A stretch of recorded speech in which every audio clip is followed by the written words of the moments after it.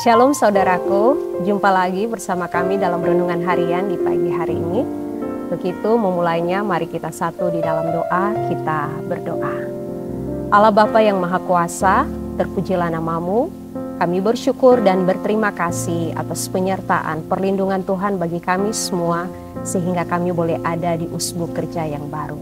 Kami akan membaca kebenaran firman serta merenungkanlah. Biarlah hikmat-Mu dan tuntunan kuasa Roh Kudus-Mu menolong dan memampukan kami.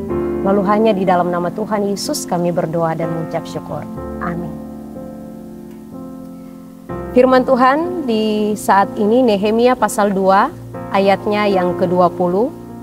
Nehemia pasal 2 ayat 20 berkata, "Aku menjawab mereka, kataku, Allah semesta langit, Dialah yang membuat kami berhasil. Kami hamba-hambanya telah siap untuk membangun. Tetapi kamu tak punya bagian atau hak dan tidak akan diingat di Yerusalem." Demikian firman Tuhan. Saudaraku yang dikasihi dan diberkati Tuhan, ketika diberi perhatian oleh orang lain, tentu merupakan hal yang sangat menyenangkan hati. Namun, bagaimana jadinya apabila perhatian yang diberikan justru disebabkan karena rasa iri hati?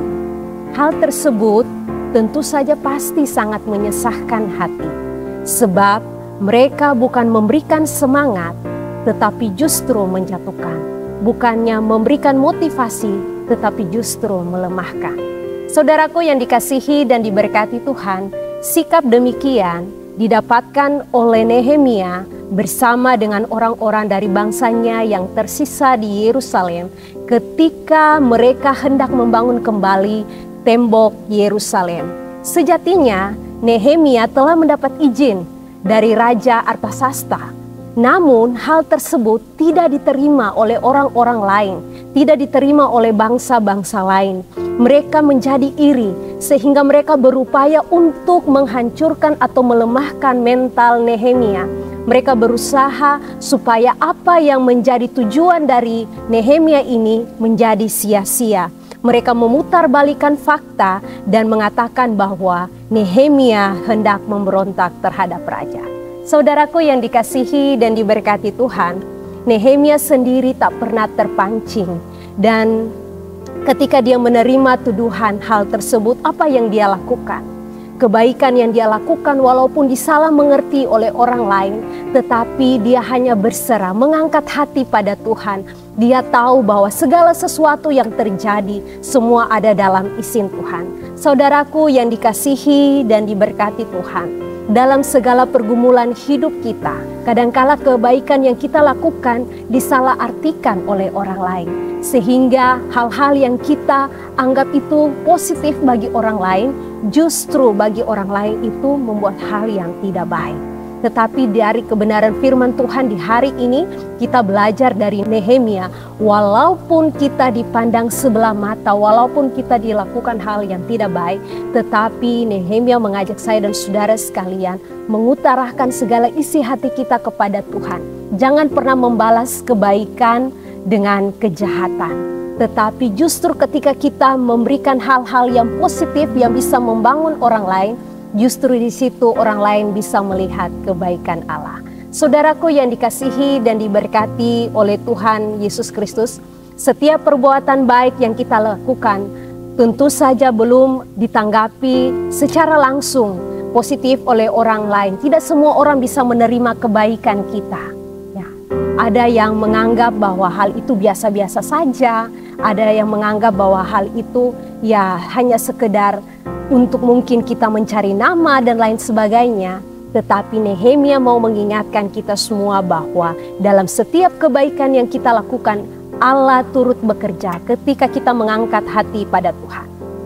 Ada satu kata bijak mengatakan bahwa kita tidak dapat menemukan kebaikan di segala tempat, tapi kita bisa menanam dimanapun tempat yang kita mau. Kita menanam kebaikan itu.